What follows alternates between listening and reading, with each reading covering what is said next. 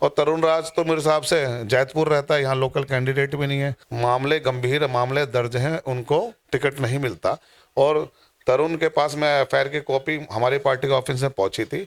उन पे एक मामला बहुत गंभीर चल रहा है, संगम विहार का और जैतपुर का, महिला छेड़खानी का और हरासमेंट का। उसमें उनको जेल भी गए थे, उसके एफआईआर की कॉपी मैं आपको दे दूंगा। मैं अगर पार्टी का कोऑर्डिनेशन करता हूं तो मैं ये नहीं बोलूंगा कि रोड में ये मैंने बनाई है, ये दिल्ली सरकार ने बनाई है, अरविंद केजरीवाल जी ने बनवाई है। मैं झूठ बोलना बताओ, क्या कोई व्यक्ति रोड अपनी जेब से बनवाता है? कितने बोर हुए तो कोई ये थोड़ी बोलेगा मैंने बोर करा दिया है। अरे दिल्ली सरकार ने कराए, केजरीवाल सरकार ने करवाए, क्या तुमने अपनी जेब से लगाया? अभी तो सारी पावर पार्षद पे होती है, वो फोन उठाएगा तो काम होएगा, नहीं उठाएगा ऑफिस बंद है। तो 11 लोगों की मोहल्ला सभा बना दी। उनकी जो एमसीडी के काम है, उनके अधिकारी, उनसे टाई अप करा देंगे हम मोहल्ला सभा वालों से। उस एरिया के सारे अधिकारी उनके अंडर हो जाएंगे। अपने मोहल्ले में जो भी काम करवाना है, उनको साफ सफाई से लेके दवाई डलवानी है, जो भी काम कराना, उनके हिसाब से मोहल्ला सभा के हिसाब से काम होंगे। अगर हम सत्ता में आते हैं तो एक तो साफ सफाई प्रॉपर होगी, और जो ये पैसे जो उगाई हो रही है उसको बंद करेंगे सबसे पहले। तो अगला सवाल मेरा ये है कि बार बार बीजेपी नगर निगम में कोई ना कोई बदलाव करती रहती है, इसको लेकर के आपकी क्या राय है? हमारे वार्ड में भी यही हाल है। उससे पहले कालीचरण जी थे, यहाँ के निगम पार्षद थे, 5 साल उन्होंने कोई काम नहीं करा। उन्हें पता चल गया कि मेरा कैंडिडेट चुनाव हार रहा है, उन्होंने यहाँ से दीपक जैन जी को लाए। अब जैन साहब 5 साल में कोई काम नहीं है। नमस्कार। आम आदमी पार्टी के उम्मीदवारों की सूची जारी हो चुकी है और साथ ही साथ नामांकन प्रक्रिया भी पूरी हो चुकी है। तो ऐसे में आज हमारे साथ हैं संगम विहार वार्ड 168 से पंकज गुप्ता, जिनको आम आदमी पार्टी ने अपना प्रत्याशी घोषित किया है, उनके लिए टिकट जारी की है। तो सबसे पहले तो आपको बधाई देना चाहूंगी कि आपको टिकट मिली है, और जाहिर सी बात है आपने कुछ तो अच्छे काम किए होंगे, तभी आपको आम आदमी पार्टी ने नगर निगम में प्रत्याशी के रूप में चुना है, उम्मीदवार के रूप में चुना है। बहुत बहुत धन्यवाद जो आपने बधाई दी। अब पार्टी ने तय करा है, जो भी कार्यकर्ता जमीन में मजबूत है, सर्वे के आधार पे, उनके काम के आधार पे सारी टिकटें बांटी गई हैं। तो अरविंद जी ने जो इसी आधार पे मुझे टिकट दिया है। मैं सबसे पहला सवाल आपसे ये रखना चाहूंगी, क्योंकि आप एमसीडी के चुनाव लड़ने वाले हैं, तो एमसीडी की बात करते हैं सबसे पहले कि कौन से ऐसे काम है पूर्व निगम पार्षद के जिससे आप खुश नहीं हैं, और आपने अब जो निगम पार्षद के चुनाव में कदम रखा है तो आप उसे सबसे पहले करना चाहेंगे? साफ सफाई का बहुत बुरा हाल है, और सबसे ज़्यादा जो गुंडागर्दी है वो लैंटरों पे में है, और जो चालान काट रहे हैं। यहाँ पे डी ब्लॉक में बेकरियाँ चलती हैं, इतना उनको परेशान करा गया कि वो यहाँ से बेकरी या तो बंद करके चले गए। अब मंथली कभी उनका 10,000 का चालान कट जाता है, कभी उनका 5,000 का चालान कट जाता है, और मलेरिया के नाम पे कोई 5,000 का चालान करता है। अगर बोलता है चालान कम करवाना है तो उसके 50% हमें कैश दो। इतना आतंक मचा रखा है एमसीडी वालों ने, हद पार कर रखी है। और दूसरा गंदगी का माहौल है, गाड़ियाँ हैं नहीं, नालियाँ भरी पड़ी हैं, दुनिया भर का गंदगी है। तो हमारा मोटिव ये है, सबसे पहले अगर हम सत्ता में आते हैं तो एक तो साफ सफाई प्रॉपर होगी, और जो ये पैसे जो उगाई हो रही है उसको बंद करेंगे सबसे पहले। तो ये तो हो गए एमसीडी के काम, लेकिन कुछ ऐसा खास जो आप करना चाहेंगे अपनी जनता के लिए जो पहले कभी हुआ नहीं है? हमारा एक नया हम फॉर्मूला करेंगे, मोहल्ला सभा बनाएंगे हम। हमने पहले भी मोहल्ला सभा का काम उसी तरह कर रहे हैं। हर ब्लॉक में मोहल्ला सभा बना देंगे, 11 लोग कर देंगे हम। 11 लोगों की मोहल्ला, अभी तो सारी पावर पार्षद पे होती है, वो फ़ोन उठाएगा तो काम होएगा, नहीं उठाएगा ऑफिस बंद है। तो 11 लोगों की मोहल्ला सभा बना दी। उनकी जो एमसीडी के काम है, उनके अधिकारी, उनसे टाई अप करा देंगे हम मोहल्ला सभा वालों से। उस एरिया के सारे अधिकारी उनके अंडर हो जाएंगे। अपने मोहल्ले में जो भी काम करवाना है, उनको साफ सफाई से लेके दवाई डलवानी है, जो भी काम कराना, उनके हिसाब से मोहल्ला सभा के हिसाब से काम होंगे। तो आपका कहना है कि मोहल्ला सभा अगर आप बनाएंगे तो उस पर काम होगा, ऐसा नहीं होगा कि जैसे पूर्व निगम पार्षद सब करते आ रहे हैं कि एक बार जो बात कह दी तो बस कह दी, लेकिन वो काम होता नहीं है, बस कहकर निकल जाते हैं। जब जनता ही मालिक हो जाएगी, मोहल्ले वाले ही मालिक हो जाएंगे, सारा टाई अप, मलेरिया के मतलब 4 एमसीडी वाले कर्मचारी हैं अगर एक ब्लॉक में, तो मोहल्ले के अंडर टाई अप करा देंगे। तो हमें फ़ोन करने की जरूरत थोड़ी है कि भाई साहब काम करा दो, वो उनके अंडर हो गया। दवाई छिड़काव वाले उनके अंडर हो गया, गाड़ियाँ उनके अंडर हो गई, तो सारा काम डायरेक्ट हो जाएगा। कनेक्शन बीच में जो नेताओं को सलामी लगाने वाला हिसाब है वो खत्म हो जाएगा। तो कुल मिलाकर जनता इस बात पर विश्वास कर सकती है कि अगर पंकज गुप्ता निगम पार्षद बनते हैं तो उनके काम बेहतर तरीके से होंगे। तो अगला सवाल मेरा ये है कि बार बार बीजेपी नगर निगम में कोई ना कोई बदलाव करती रहती है, इसको लेकर के आपकी क्या राय है? राय क्या सबको पता, भ्रष्टाचार यही है। 5 साल एक को रखेंगे, वो दबा के पैसे कमाएगा, कर्मचारी काम पे नहीं आएंगे, सैलरी जेब में जाएगी, सफाई के पैसे जेब में जाएंगे, मलेरिया की छिड़काव के पैसे जेब में जाएंगे। 5 साल बाद बोलेंगे कि आदमी ठीक नहीं है, दूसरा लाएंगे। बोलेंगे गलती हो गई जी, ये आदमी ठीक है। फिर उसके 5 साल वो कमाएगा, हिस्सा ऊपर पहुंचेगा, फिर 5 साल बाद बोलेंगे ये भी ठीक नहीं, इस बार एक और मौका दो। हमारे वार्ड में भी यही हाल है। उससे पहले कालीचरण जी थे, यहाँ के निगम पार्षद थे, 5 साल उन्होंने कोई काम नहीं करा। उन्हें पता चल गया कि मेरा कैंडिडेट चुनाव हार रहा है, उन्होंने यहाँ से दीपक जैन जी को लाए।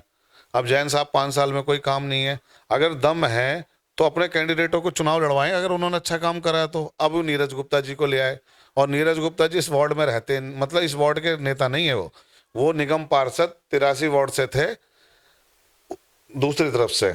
अब उनके पास कोई कैंडिडेट ही नहीं है कि जो हमारे वार्ड से, यहाँ से कैंडिडेट नहीं मिल रहा उनको, बाहर से लेके आए हैं कैंडिडेट को। तो आपका कहना है कि बीजेपी के जितने भी कार्यकर्ता है वो सिर्फ कमाने के लिए नेता बनते हैं और चुनाव लड़ते हैं? मैं तो वो यहाँ बैठा हूँ, मैं यहाँ जाता नहीं हूँ। आप ब्लॉक में चले जाओ, गंदगी के क्या हाल है, लोगों से पूछ लो कितने चालान कट रहे हैं फैक्ट्री वालों के। 5,000 के चालान काटते हैं, 2,000 रुपये ले लेते हैं। मेरे से तो आप सच्चाई जाननी तो आप फील्ड में जाओ, आपको मैं देखते रहता हूँ, आप दिखाते हैं।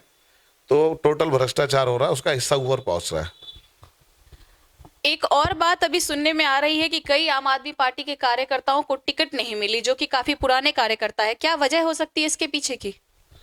हमारी पार्टी में जो भी आदमी गलत काम करता पकड़ा जाएगा, उसको पार्टी बाहर निकाल देती है, चाहे वो पार्षद हो, चाहे वो एमएलए हो, चाहे सांसद हो, चाहे कार्यकर्ता हो।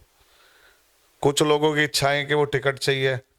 जो आदमी टिकट के लिए, अरविंद जी का एक मैसेज है, जो आदमी टिकट के लिए आया वो आज पार्टी छोड़ दे। टिकट का काम भी पार्टी हाईकमान तय करती है, सर्वे के आधार पे, मेहनत के आधार पे। और जो आदमी लालच से जुड़ा वो आज नहीं जाएगा तो कल जाना ही जाना है। तो लालच से जुड़े का आपका इशारा किस ओर है? क्योंकि अभी देखा जाए तो पूर्व निगम पार्षद जो यहाँ पे थे संगम विहार के ही, उर्मिला यादव, उनके बेटे रवि यादव की बात करते हैं, उसके अलावा तरुण राज की बात करते हैं, ये सभी आम आदमी पार्टी छोड़ चुके हैं और तरुण राज ने कांग्रेस से टिकट भी ले ली है इस बार। कांग्रेस यहाँ कोई, कांग्रेस वाले यहाँ इतना परेशान थे, कभी उसको पकड़ लेते थे, भाई चुनाव लड़ ले, कोई मिल नहीं रहा था चुनाव लड़ने के लिए। एक आदमी चुनाव लड़ने के लिए कांग्रेस के पास राजी नहीं था।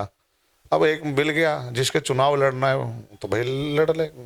कांग्रेस मरी हुई है, जीरो है, जिसे वहाँ अपना भविष्य खराब करना है वहाँ से चुनाव लड़े वो। जनता का कहना है कि तरुण राज ने अपने क्षेत्र में काफी अच्छा काम किया है, लोगों का विश्वास जीता है। तो क्या आपको लगता है कि कांग्रेस से टिकट लेने के बाद वो जीत जाएंगे निगम पार्षद का चुनाव? नहीं, मैं क्या काम करा मैं जान नहीं सकता। काम एक ही बंदा होता है, सरकार कराती है, अरविंद केजरीवाल कराते हैं। मैं अगर पार्टी का कोऑर्डिनेशन करता हूं तो मैं ये नहीं बोलूँगा कि रोड में ये मैंने बनाई है, ये दिल्ली सरकार ने बनाई है, अरविंद केजरीवाल जी ने बनवाई है। मैं झूठ बोल रहा हूं? बताओ, क्या कोई व्यक्ति रोड अपनी जेब से बनवाता है? कितने बोर हुए तो कोई ये थोड़ी बोलेगा मैंने बोर करा दिया है। अरे दिल्ली सरकार ने कराए, केजरीवाल सरकार ने करवाए, क्या तुमने अपनी जेब से लगाया? आप तो सैलरी लेते थे। और तरुण राज तो मेरे हिसाब से जैतपुर रहता है, यहाँ लोकल कैंडिडेट भी नहीं है। वो हमारे एमएलए ऑफिस में यहाँ पेड वर्कर थे, सैलरी लेते थे। और हमारी पार्टी में तो टिकट मिल ही नहीं सकता था, क्योंकि हमारी पार्टी में CCC का कनेक्शन है, जिसमें मामले, गंभीर मामले दर्ज हैं, उनको टिकट नहीं मिलता।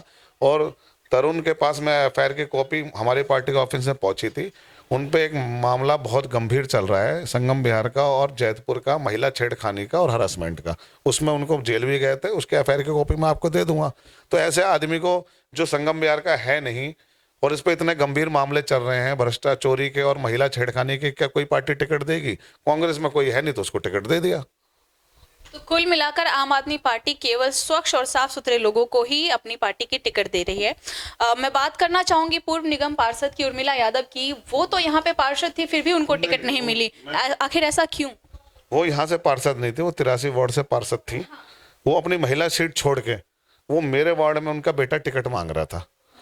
55,000 वोट मेरे थे, 15,000 उनके थे। उनका एक भ्रष्टाचार का मामला आया था, आप इसको दिखाएं आके, पार्टी में ये पहुंचा था। ये टेंडर है, उनके वार्ड में जो टेंडर के काम चल रहे हैं उसकी एक उन्होंने कंपनी बना रखी है। सरकार का एक रूल होता है कि आप अपने रिश्तेदारों को आप अपने लाभ का पद, मतलब जैसे मैं विधायक हूँ, पार्षद हूँ, तो मैं अपने भाई भतीजे सिस्टर को कंपनी बना के उस कंपनी वो अपने वार्ड का ठेका नहीं दे सकता।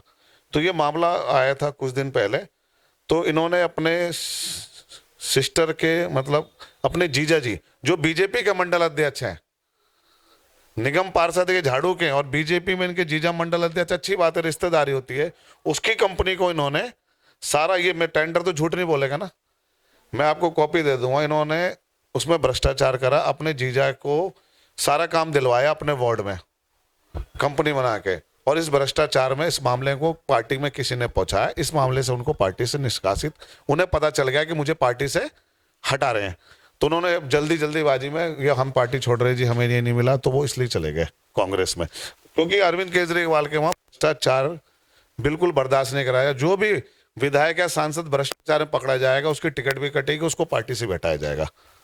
आपके सामने है। आपने दिल्ली सरकार की बात की और दिल्ली सरकार के नियमों की बात की, कानून की बात की, तो एक सवाल मेरा ये है कि जिस तरीके से आम आदमी पार्टी ने ये दावा किया है कि जैसे ही वो निगम में आएंगी वो सबसे पहले 3 कूड़ों के पहाड़ पर काम करेंगे, लेकिन उस पहाड़ को लेकर के जिन लोगों का पेट चल रहा है, उस पहाड़ पर जो लोग काम करते हैं, अपनी रोजी रोटी जिसकी वहां से चल रही है कूड़ा बीन करके, उनका क्या होगा? उन हजारों लोगों का, हजारों लोगों को दिल्ली सरकार में और जगह काम मिलेगा।